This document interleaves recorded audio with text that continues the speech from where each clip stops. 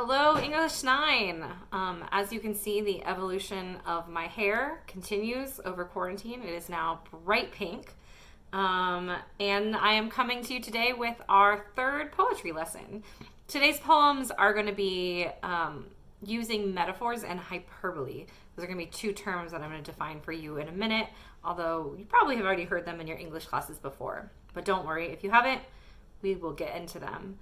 You're going to be using metaphors to create poems that use other words to say what you really mean, which is maybe what some of you love about poetry and maybe what some of you hate about poetry. Basically, in poems, you can use different words to get a point across and make your reader really think, like, oh, wow, that's an interesting comparison.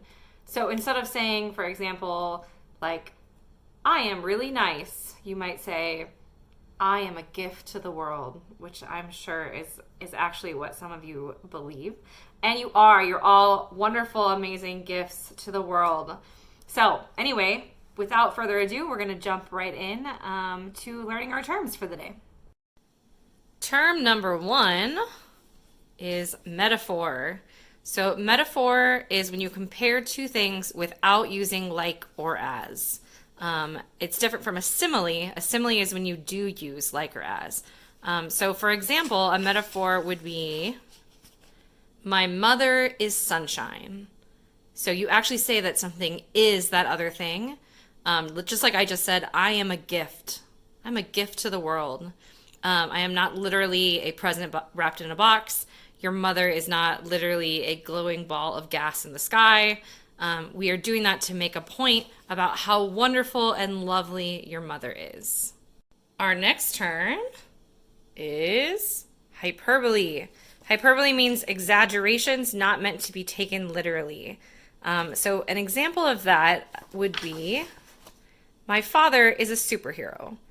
Obviously, well, probably your father is not actually dressing up in tights and a mask and going out and saving the world. But you might say that in a poem or in a story to get a point across to the reader that your father is really awesome and maybe does things that are really impressive. Okay, so our two terms are metaphor and hyperbole. A metaphor is comparing things.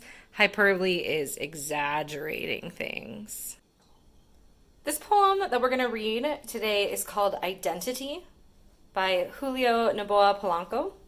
And there is a page turn in here, so bear with me as I flip the page. Identity by Julio Noboa Polanco.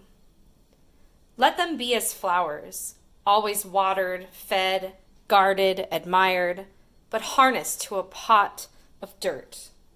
I'd rather be a tall, ugly weed, clinging on cliffs like an eagle, wind wavering above high, jagged rocks. To have broken through the surface of stone, to live, to feel exposed to the madness of the vast, eternal sky. To be swayed by the breezes of an ancient sea, carrying my soul, my seed, beyond the mountains of time or into the abyss of the bizarre. I'd rather be unseen, and if then shunned by everyone, than to be a pleasant-smelling flower, growing in clusters in the fertile valley, where they're praised, handled, and plucked by greedy human hands. I'd rather smell of musty green stench than of sweet, fragrant lilac. If I could stand alone, strong and free, I'd rather be a tall, ugly weed. All right, so this poem is using metaphor, right? He is comparing himself to, this is where in class I would be like, to what, guys? What is he comparing himself to? He's comparing himself to plants, right? To weeds and flowers. He's comparing people to weeds and flowers. So he says right at the beginning, let them, Sorry, had an issue with my phone there. Let them be as flowers, always watered, fed, guarded, admired, but harnessed to a pot of dirt. So when I read that, I have to ask myself, right, who is them? And you don't really get an answer to that question until you've read the whole poem. But as I read through this, clearly he's comparing himself to other people in his life, right? And if those are the people who are watered, fed, guarded, admired, You can see they made that bold in here, but I think that that's important because these are people who other people admire, right? Other people look up to. So the people who are flowers are ones that everyone is like, oh, look how pretty they are. But he says they're harnessed to a pot of dirt. Harnessed means like tied up, right? So this is like popular people. So popular people, but they are tied up, or I guess you would say like tied down, right? They're tied down by something in their life.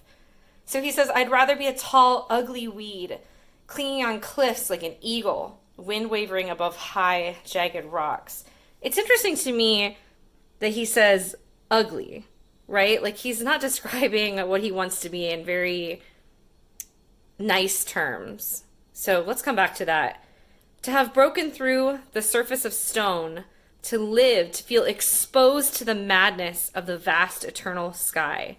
Again, he's saying that this is what he wants, but he's using words that make me think that it doesn't sound quite so nice, right? Exposed to the madness of the vast eternal sky. So to me, I'm like, that seems kind of negative. Kind of seems not like something you would want. Let's keep going. To be swayed by the breezes of an ancient sea, carrying my soul, my seed, beyond the mountains of time or into the abyss of the bizarre. Again, bizarre means like weird or strange. So he wants to experience these weird or strange things. I'd rather be unseen. Unseen. To me, that's another negative word. And if then shunned by everyone, shun means avoided, so people don't want anything to do with him, then to be a pleasant smelling flower, growing in clusters in the fertile valley, where they're praised, handled, and then plucked by greedy human hands. So greedy is another negative word, but now he's using that word to describe what happens to the other people, right? So what happens to the people who are flowers, the beautiful people. I'd rather smell of musty green stench than of sweet, fragrant lilac. If I could stand alone, strong and free, here finally we have some positive descriptions. I'd rather be a tall, ugly weed. Again, we've got that word ugly. So when I think about this poem, I think he's obviously saying, he's using weeds as a metaphor to say, I would rather be that. I would rather be the ugly thing that stands alone and no one pays any attention to it. Because even though it's ugly and alone, it's still better than the alternative. And the alternative, right, is these people being praised, handled, and plucked by greedy human hands and growing in clusters, right? Meaning, oops, sorry, that was not the greatest underlining. Growing in clusters meaning they're always together. They have to do what everyone else does. They, if you think about a big garden of flowers, they all look alike. So he's like, I would rather just be my own person. But when we think about the tone of this poem, and if you remember from in class, we talked a lot about tone being the attitude of the speaker. Think about the tone of this poem, and it's actually kind of, he sounds proud, right? Like, I'm a proud, independent person. But it's actually sort of kind of negative, almost angry.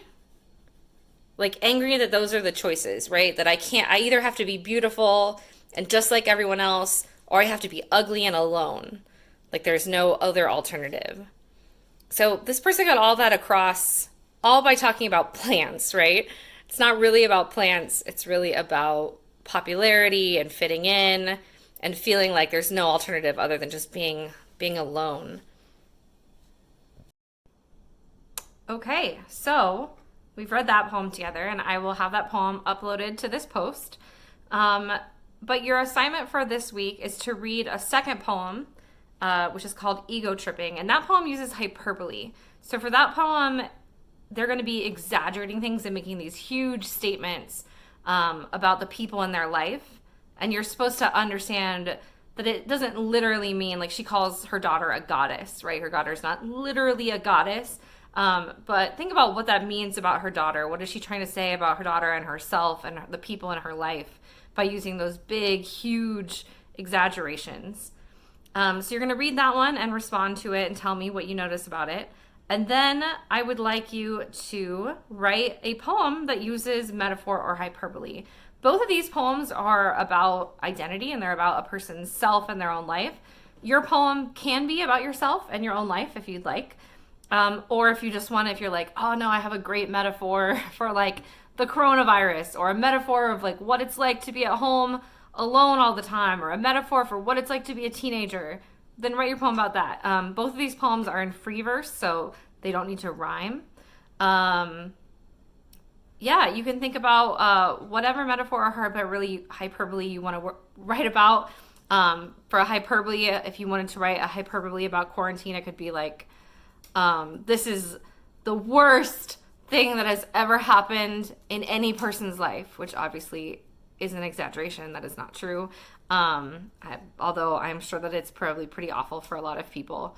But I think that you could think about whatever's happening in your life right now, or maybe what was happening in your life before, or maybe you just want to write about someone else or something else happening in the world.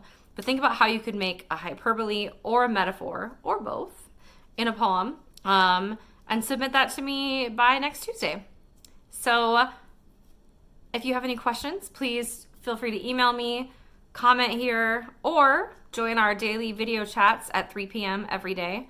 And you can get on and ask questions. We can discuss whatever you like. All right. I love you and I miss you and I hope that you're doing well. Bye.